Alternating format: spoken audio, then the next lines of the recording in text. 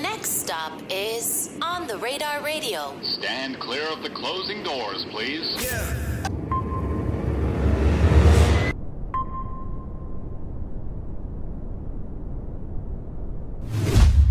Yes, sir, baby. On the Radar Radio. Yo, special guest in the building. Samara in the building.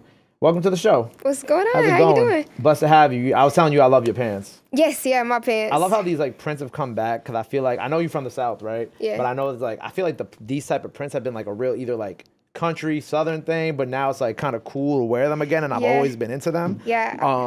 But yeah. I got these from Wish in Atlanta, and yeah, it was my first time going into the camo, but this like light, like jade type of camo. Fire. Yeah, I like that shit, Fire. bro. How you Yeah. feeling though? I feel good. This is my first time in New York, so. I know things have been going really well for you. We were just talking about how like somebody who you came with. What's your name again, brother? CJ. CJ? AKA one of your friends? That's your producer name? So CJ, who did you produce what she's gonna do here today? Yeah. Fire, bro. So your friend CJ, AKA one of your friends, came here today and we were talking about like follower growth and like when he met you, like you had 10K, now you've been at your 20. How long ago did you meet her? 2 months? Wow. Yeah. So things have been going really well for you lately, Yeah, huh? yeah, going pretty good. It's been a lot of like just receiving a lot of love and that type of thing, like moving really authentic, and it's just being rewarded, and that feels really good. I was gonna say, what do you think has been like the source of the momentum? But you kind of said like just being like, you know, genuine and whatnot. I think like last year, I guess now I can say 2022 instead of last year. 2023? We in a new year now, but yeah, I don't know. It was like I wasn't really putting a lot of music out. I really didn't put anything out for real. And then this year, I like kind of was trying to focus on this past year, I was trying to focus on like consistency and stuff. I was posting on TikTok and things like that, and it just like it was received the way that I meant for it to be received. So I was like, okay, I think that's really where it's coming from. It's just like when you decide to tap in, you know what I mean? Yeah, and lock in and whatnot. Like everything just kind of works out exactly how it's supposed to be. Yeah. That's fire. What was going on when you weren't dropping like that? Like what was kind of going on in your life? I had just moved to LA. Okay, from Tennessee. I was in Arizona, which is where I went to college. Okay. And I moved around a lot as a kid, and so like Arizona is where I decided to go to college. And after that, like I was like, damn, like I actually really want to try to make music work, you know what I'm saying? So I went to LA with nothing, and that first year I was just like really tapping into the studio, like finding my pocket. I was like transitioning into a new place, building my network and that type of thing. So it was really making the music that I was getting ready to put out the next year, but I needed that time to like tap in and figure my shit for real. Do you feel like you did okay during that time? Yeah, I did. Yeah, I did. Where did you move around as a kid? Literally, man, like a lot of different states, like Augusta, Georgia, Tennessee. I was in Murfreesboro. I was born in Murfreesboro. Hawaii, Colorado. Hawaii? Yeah, a lot of different Were you an places. Army child? I was. Okay, yeah. Yeah. I got a lot of Army child friends. Yeah. And my pops was an Army child at one point. So Yeah. like I already kind of know about all that. Yeah, like just moving around every like 2 years for real. Wow. Well, so it was funny because I actually not to go on a tangent here, but I was watching this like sports movie the other day called The Rookie. It's about like it's a baseball movie. Okay. But like in the movie, he was a kid and he was moving around and he would play baseball and but there'd be places where the final place he moved didn't really have baseball there, right? Mm-hmm. Anyway, he becomes successful eventually down the line, but it was interesting because like I never really thought about, even though I have a lot of Army friends, like I never really thought about like the toll it kind of takes on you when you move from place to place until I was watching that movie. Yeah. For you, like what was kind of going through that growing up like and having to, I guess, like in some ways restart like friendships and do that like. Yeah, I mean like I think there's like pros and cons to everything in life, course, yeah. for real. So like, do I think like the pros outweigh the cons? For me, like yes.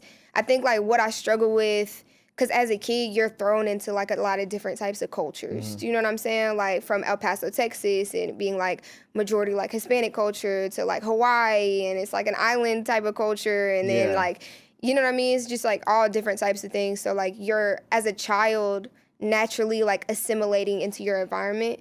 And I felt like now as an adult, I mean, I've worked through that now, I feel like, but like when I was in college, I was kind of like struggling with like a self-identity thing. It's like, damn, like what what kind of is my like steez or whatever? Like, what is my like my home base of like who I am and who I'm supposed to be type of thing. So like, I think that was the only con.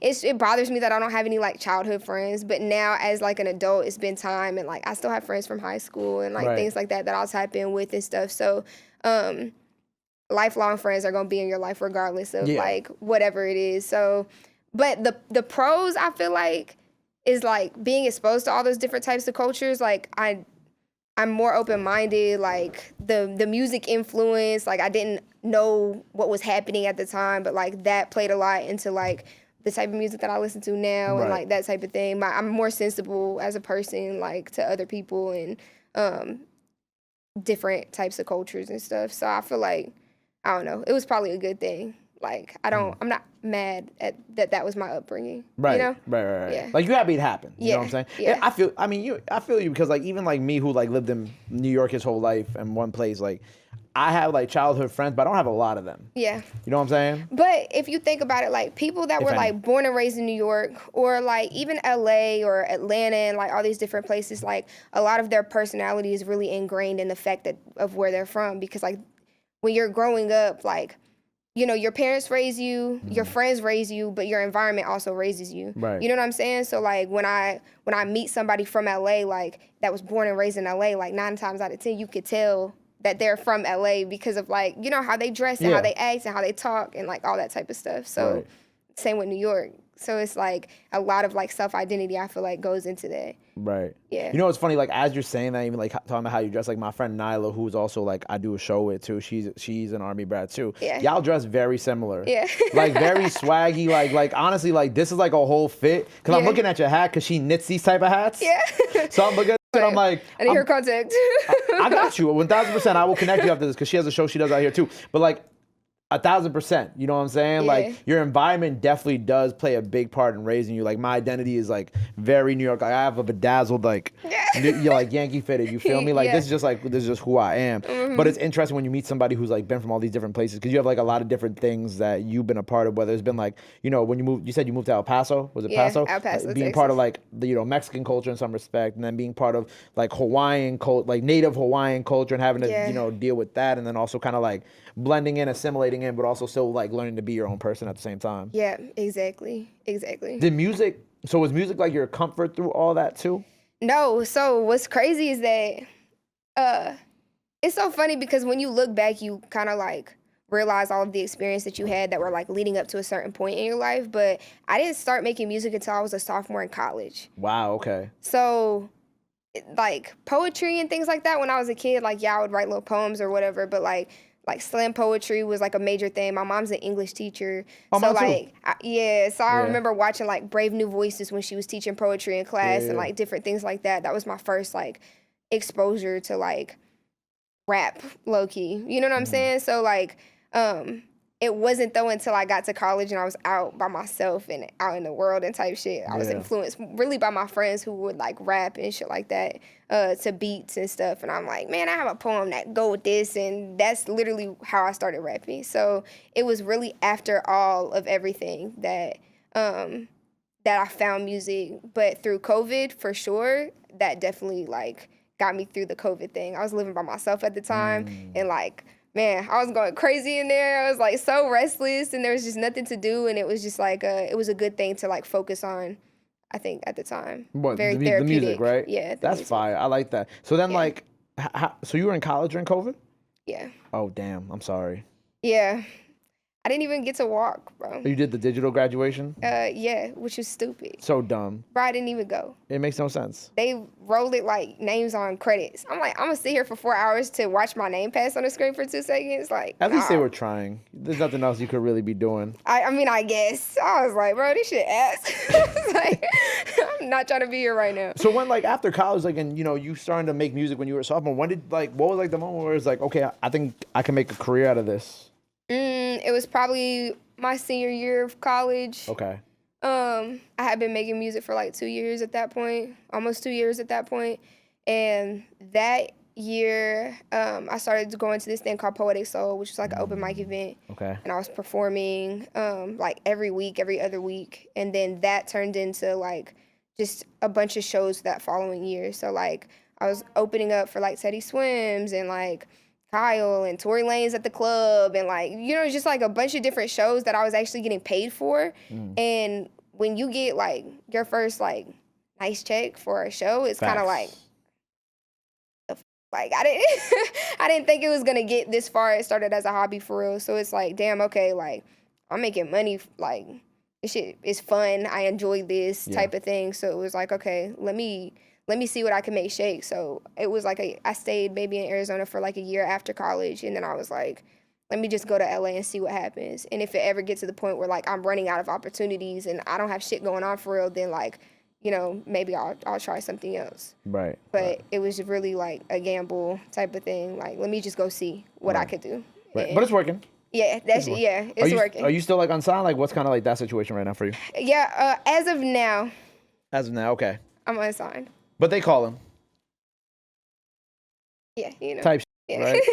Yeah. So where you at like now musically? Like, what's the plan for this year? Like, what are we working on? What are we going towards? I'm dropping my debut project this year. Okay. It's called The Drive Home. And it's basically the drive home is like my metaphor of like my journey to self-identity and like authenticity and who I'm supposed to be type shit. I love that. Because like when I was doing this, like, so Wake Up came out, on May of last year now, right? So what's been like the wait to drop again? It's really been like handling the business side of my stuff and making sure like the foundation is just set up the right way. Right. I want everything to be bigger than the last thing that I did. As you should, yeah.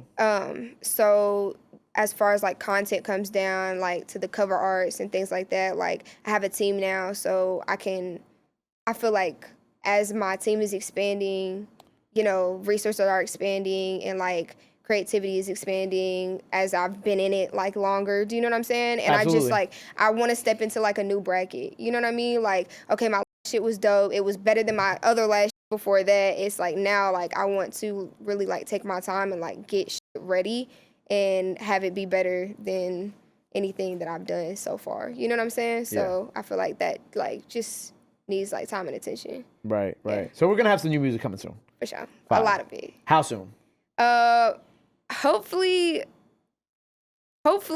in like the next couple months. Okay, gotcha. By the summertime or springtime. Definitely by the summertime. Springtime for Absolutely, yeah. Okay, word. Do we have any like collaborations, anything in the works? Not right now, honestly.